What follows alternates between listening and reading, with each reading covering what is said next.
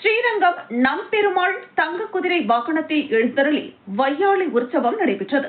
ஆயிரக்கணக்கான பக்தர்கள் தரிசனம்.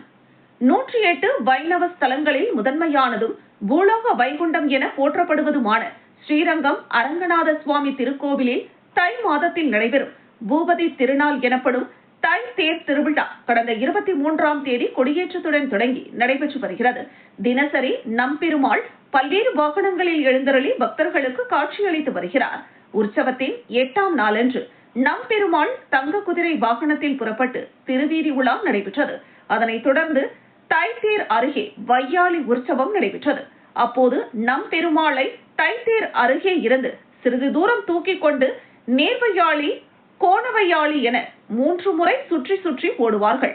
இதனை அங்கு கூடியிருந்த ஆயிரக்கணக்கான பக்தர்கள் நம்பெருமாளை ரங்கா ரங்கா என பக்தி கோஷமிட்டவாறு தரிசித்தனர். முக்கிய நிகழ்ச்சியான தை தேரோட்டம் நாளை காலை 6 மணிக்கு நடைபெற உள்ளது என்பது குறிப்பிடத்தக்கது.